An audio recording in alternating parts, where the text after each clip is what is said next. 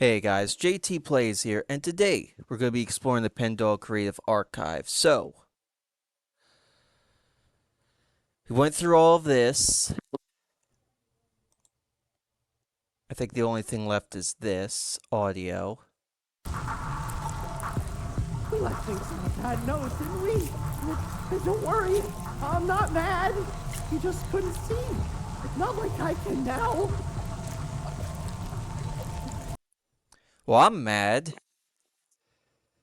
You didn't invite Reggie Rock to the party.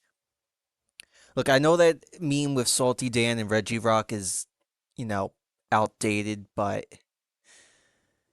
just in case he's watching, I want to give him a reminder of one of the best Pokemon there is in the game. Next to Pikachu, of course. But alright. Enough Pokemon talk. How do we get to meet Mama Bear? Well, or actually, hold on. I need to go back to what it says here. Mother sculptured me in her image, her most beautiful daughter, a perfect porcelain doll. You will meet her soon and see. You have walked down past my sisters through the years we all fell, though it was not any of our faults, really. Those big events were simply out of our hands. And then the password, according to the doc, is these. It's 2019. Oh, I'm sorry. 209-881-990-1967. So I think that's all the years that the sisters were active.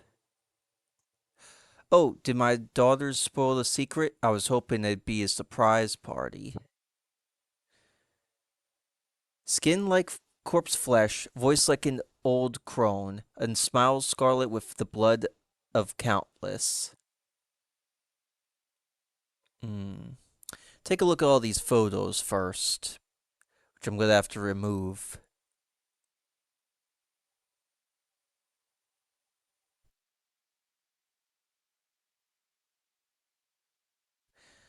Doctor's number one recommended way to stay thin, desolate, and always beautiful.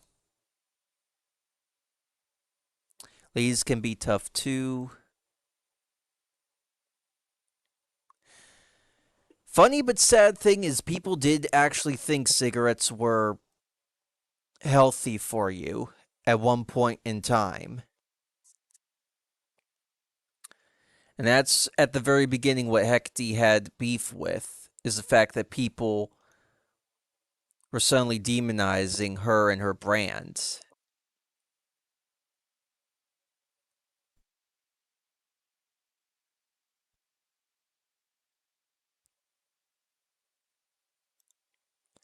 There's Roscoe. Poor guy.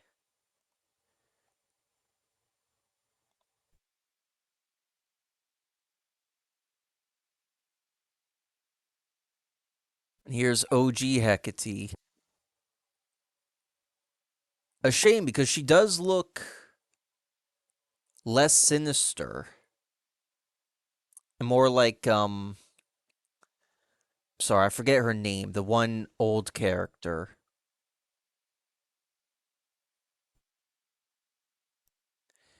Hecate Tobacco Company partners with Belltown Detective Agency during an anti-union campaign. So interesting. So Miss Canary seems to be a third wheel here because her company partnered up with what's it called, with Beatrice, and then Hecate's attempts to strike squashed by Bellatons.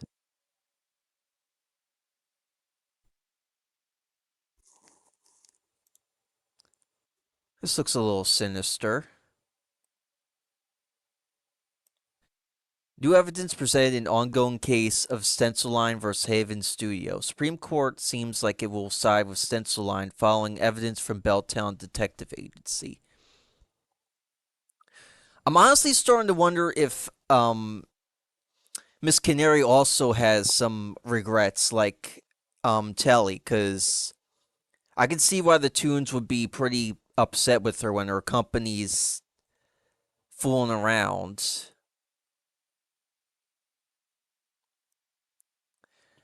And then the slander against Hecate,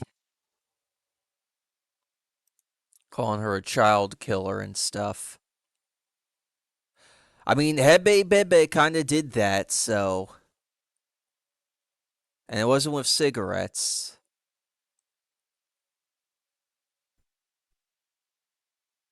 Oh god, I've been dying for one of the Hecate girls. Fire destroys animation studio warehouse. It took emergency crews over 3 hours to fully extinguish the flames that engulfed the Heavens studio warehouse last evening. A fire which destroyed hundreds of film reels that will now be forever lost to history.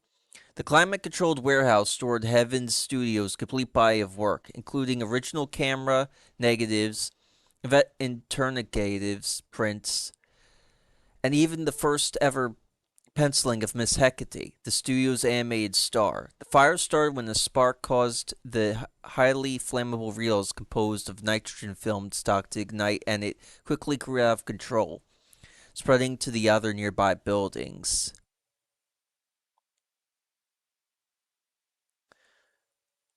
Oh boy. Telly, please tell me you're not patient zero to all of this. Because um, Murphy did confirm that it was Telly's spark that caused Bobo to kill Ronald Reagan in this universe. No wonder the guy is so remorseful.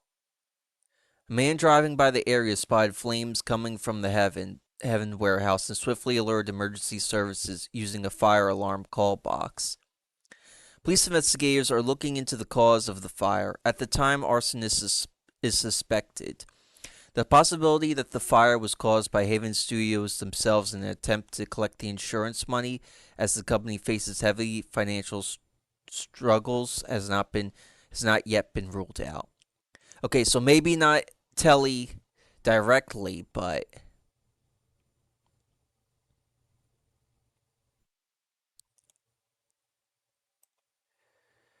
yeah, sorry, Hecate, but we're gonna have to get rid of some of these. I think it should be a little bit more easier.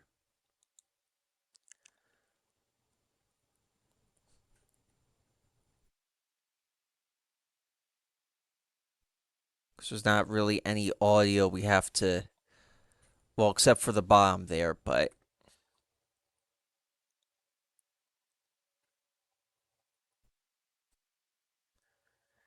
while I'm doing this to try and fill in some dead air, I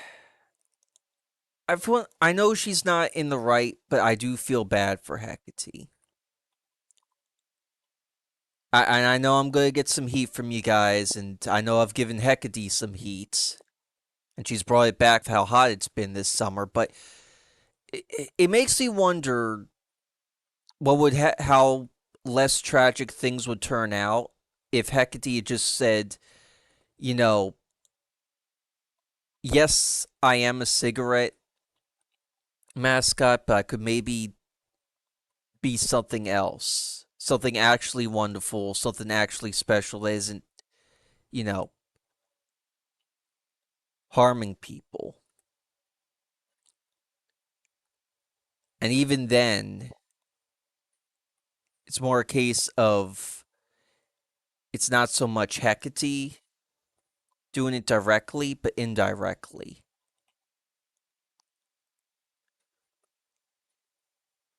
Which is why I find the vamp interesting because she's the one who's directly taking people out. Not to mention her black hair that's not like the like the others. Very different.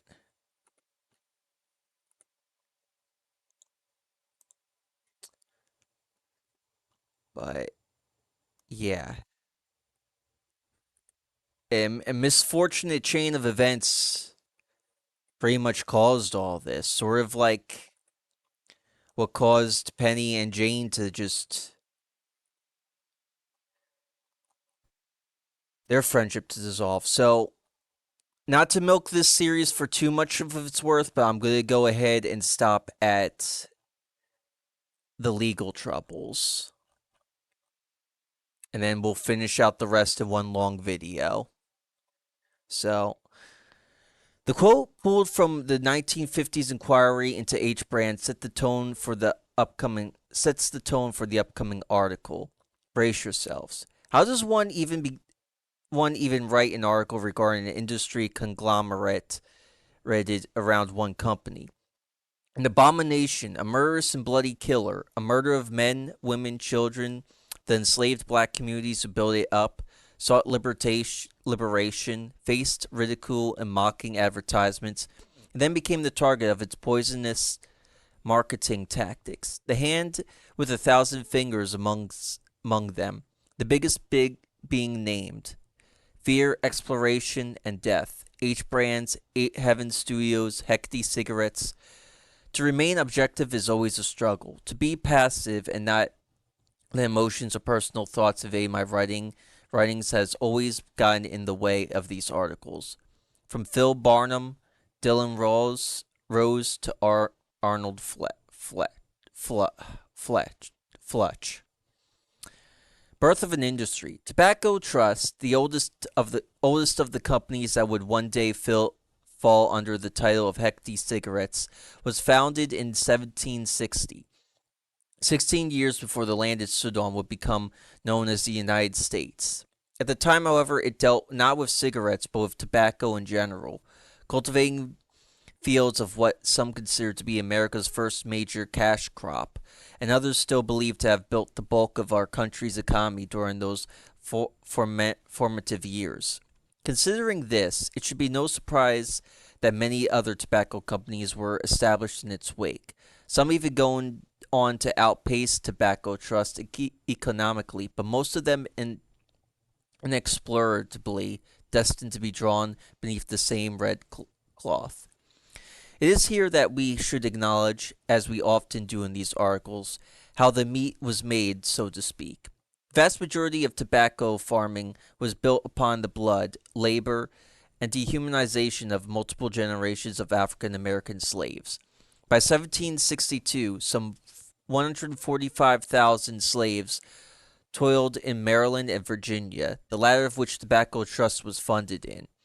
And many of these 145,000 slaves worked within the tobacco industry. To ask why I have to bring this up may feel obvious, but it is to point out how inexplicably linked our country's history is to slavery. Every business, every country, all built on the desecration created homes of those who lived here before us, with the tears of those stolen away and enslaved here. A new world of cigarettes. Through the 1870s, due to various social and economic factors, the uses of tobacco saw a decrease within the United States. This was to be quickly undone when, in 1881, inventor Tully Walsh created, and in the following year patented, the first cigarette rolling machine, allowing for the mass productions of cigarettes. The tobacco industry boomed to never before seen heights. Tully Walsh did quite well for himself, and with his patent and accrued capital, would found Teleelectric Innovations in 1901. That history is a story for another day, if you get to tell it. And for those who are wondering, from what I understand, Telly came long after this, so he's clear of that. By 1890, several successful tobacco companies had formed their own successful and well-regarded cigarette brands. It is here that Harrison Dawnlash, American tobacco and electrical power industrialist, entered the picture. Through his ambitions and capital, he brought several large tobacco companies together: Tobacco Trust, Red Rush, Peyton, Ori Good, and more, recruiting them in a merger that birthed a new name and a new company, a new era for cigarettes, the Hecate Tobacco Company. There's not much that can be said of Harrison Dauntless. In fact, of every company we've examined, his particularities of those of his various cronies, his successors, blend into each other the most. A ruthless, efficient in acquiring further capital, perhaps, but by all accounts, from those who knew him, he was a very reserved and unremarkable man, notable only for his vast wealth, someone who easily faded into the backdrop and could catch people off guard with the loudness of his actions. Due to this, we do not have much to go off of in regards to the naming of the company. As for Hecate, however, things get a bit murkier, for although she would not appear in the form you and I know her as today from 1891 to 1925, Hecate would more or less exist as many different figures. To clarify, one of Hecate Tobacco Company's marketing strategies was the usage of women, sometimes famous but usually fabricated, on the branding materials they released to the public. Magazines, posters, greeting cards, and more, all bearing the image of women, usually with blonde hair, and trading customers to try and smoke. Over time, despite never being stated as such, it became commonplace for people to refer to these women as the Hecate girls, eventually just referring to her as Hecate. Over the years, the hair of the women in these drawings would be painted progressively whiter, perhaps as a stylistic choice or following historical trends. So that kind of explains why Hecate likes to do many forms. At least that's what I get from that. To give an idea of just how influential Hecate was, smoking terminology for a good period of time adapted several phrases such as, "I'll have one of the Hecates," "Can I borrow one of Hecate's?" "Give me what the blonde's having," and more, not just in reference to Hecate branding cigarettes, but smoking in general. For decades, Hecate was the first thing that came to mind when people thought of cigarettes. Eventually, Hecate Tobacco Company's branding would evolve, incorporating the phrase "something special, something wonderful." And so too would terminology, smoking asking their companions for something special, something wonderful. The packages would be redesigned with the title Hecate Cigarettes.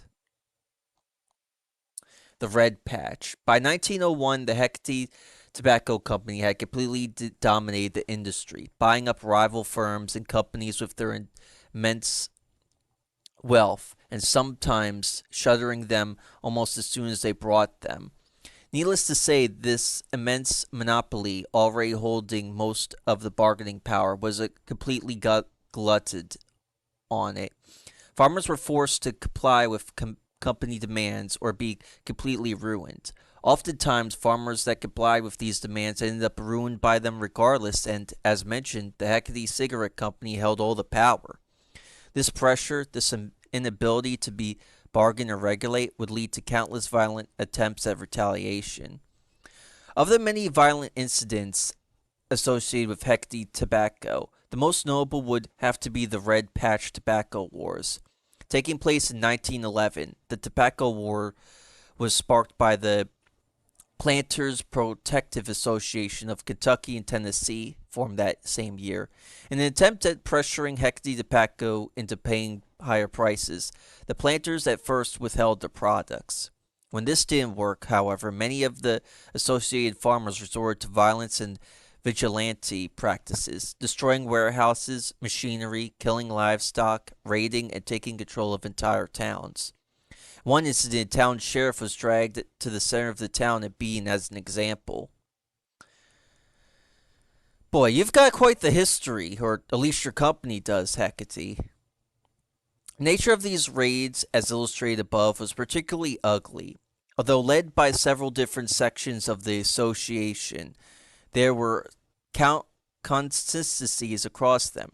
Participants, dubbed night riders, would often don robes or hoods. Buying buyers of and growers who refused to stop selling to hecate tobacco were dragged outside and whipped or beaten by these night riders. These raids often targeted black community members, those who were sharecroppers for white landowners and could not afford to stop working, along with those who happened to be in their path. I encourage you to look into the tobacco wars and the individual stories of those within. Although some see it as a time of resistance against big corporations, it ultimately was various lynch mobs taking the chance to entice their hatred of black people. These raids briefly saw an increase in pay from Hecate Tobacco towards planters. However, in 1913, after law enforcement had captured and killed several key leaders of the raiding parties, the already shaky organization of these groups fell apart and the war was declared over. Despite numerous pleas, no motion was made to regulate Hecate Tobacco. Payment fell back to its 1911 rate soon after. So, what about Miss Hecate then? In 1925, hunger not satisfied by the decades of staining its lips red, the Hecate Tobacco Company expanded into animation, finding great interest in the potential of a new medium with which to advertise its products. Hecate Tobacco invested in this sprouting industry, eventually forming an in-house animation team and tasking them with the development of a character for the long unassembled identity of Miss Hecate to inhabit. To inhabit it did. Unfortunately, for reasons we will all get to later, many of the materials from the time were unrecoverable. However, the written words remained, if only faintly. As in interviews with company spokesman Harold Porter, as such a large company getting into the at the time new idea of animation was seen as a novelty or deter or oddity. Miss Hecate was designed to be thin like a cigarette stick. A woman you could fit in your sleeve or your breast pocket. A lady who can light you up at any time of the day with her smile. Cigarette embodying the ideal type of women. Miss Hecate's personality, from what we can glean, often played off of her com- combination of angelic and devilish characteristics. Although, despite her horns and halo, Miss Hecate is neither angel nor devil. Like her namesake, the ancient Greek goddess of witchcraft, who was said to grant mortals wealth, success, good luck, and wisdom, Miss Hecate is described in her canon as a goddess. She was whatever the studio needed her to be in advertisements. Sometimes a motherly and protective figure who wanted to make sure you were smoking the safest and healthiest cigarettes. Other times a seductive flirt, tempting you into trying the finest, smoothest cigarettes on the market. The most consistent part of her was that Miss Hecate was a very kind and almost rottingly sweet woman. As her animation appearance began to morph from product advertisements to proper entertainment, Miss Hecate gained more in the sense of her own personality with quirks, likes, and dislikes. Roland shorts would change depending on the story, but often she was a famous vocalist with an angelic voice who loved to be the center of attention. She took pride in her appearance and destined anything dirty, such as her clothes being dirtied, her makeup getting smuggled, or her hair coming unstyled. She was sometimes accompanied by her pet Roscoe, a red chin-strap penguin that Miss Hecate died on. Another aspect of Hecate in advertisements, shorts, comics, etc., was her omnipresence, constantly appearing to offer someone a cigarette no matter the situation. Where in the depths of the ocean, the darkest jungles, the driest deserts, Hecate would helpfully appear with a cigarette in hand. For the time, Hecate's cartoon incarnation was wildly popular, building off the brand's previous goodwill but also on the curiosity of those unfamiliar with animation. In 1928, at the behest of the Hecate Tobacco Company, striking Colombian workers were massacred by the Colombian army.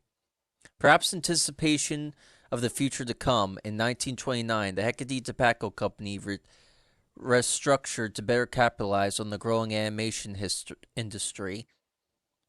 Hecate Tobacco, as we know it, would split into two entities: Hecate Cigarettes and Heaven Studios. A holding company, H&H was created to oversee and manage these two groups. Heaven Stews, in the first year of operations, would do very well for itself, releasing several short films. Of these films, some of the most notable as Hecate and the Developing Nations, Red Ragtime Hues, and Hecate Unfiltered. These films were notable for popularizing the usage of jazz music in not just animation films but in live action ones as well. Tobacco's favorite muse. From the beginning of our article, we have seen the way in which, from its very origins, the tobacco industry has been built upon the exploration of the black community. However, I've intentionally waited until now to discuss the way in which marketing has evolved around this group. From the moment of its birth, the tobacco industry utilized imagery and caricatures of black people within their branding.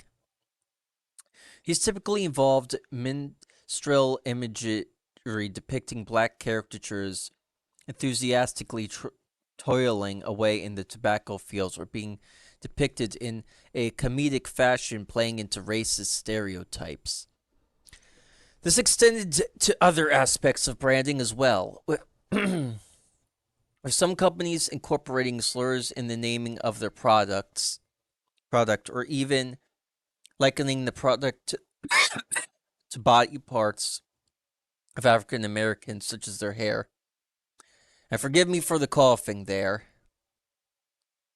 Following the abolition movement, the tobacco industry, angry at the loss of free exploitable labor through the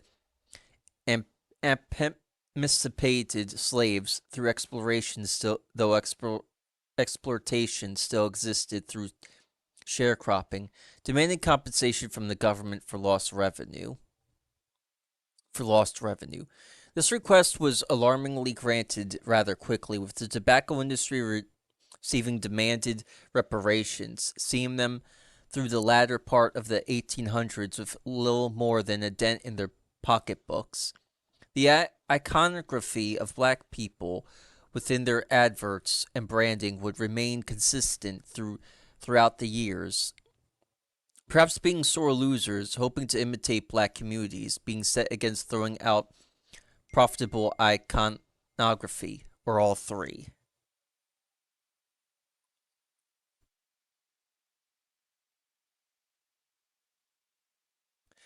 In 1940, hoping to ride on the wave that was ongoing civil rights movements, H&H began targeting black communities heavily with their advertisements, pulling together entire marketing teams dedicated to figuring out the best way to exploit a new potential buyer demographic. Special labels of Freedom cigarettes began populating the shelves of stores across America, and the company made large monetary donations to black organizations and local centers. Although the company had long stolen black iconography and culture, using jazz to build the identity of their animated star Miss Hecate, it was the 1940s that they began personally sponsoring black jazz musicians, paying for concerts, and using these community figures as a form of endorsing their products. Which, go figure. It's not. Dang it. Are you doing this, Miss Hecate? Messing with my throat as I'm reading your little article here? But what I was going to say, it's not out of the kindness of their heart. It's for, well, we want something, well, you to do something. When accused of exploiting vulnerable communities, current CEO Hen Welfare dismissively accused detractors of paternalism. paternalism, claiming that black citizens could determine for themselves the benefits and determinal qualities of smoking. He also went on to claim that their support of black groups was not unique, that they donated to hospitals, women's sports teams, such as the newly formed team, the Cleats. There's a connection there.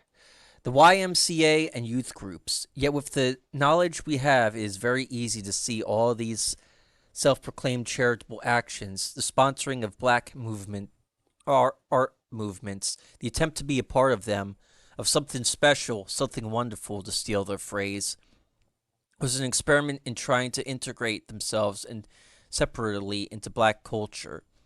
We advertise to everyone, Hen Welser would say. This, of course, is not unique to the cigarette industry. With the slightest research, one can see the way in which the soap beauty industry, once depicting blackness as something which could be washed off of a person, which invoked words for the phrase white man's burden in their advertisements, has attempted to appeal to black crowds, painting over their history with a guide of unquestioning and altruistic intent. So, yeah, definitely with my throat acting up, we're going to stop it here. But so far, so very interesting. This is JT signing out. See you guys next time where we wrap all this up.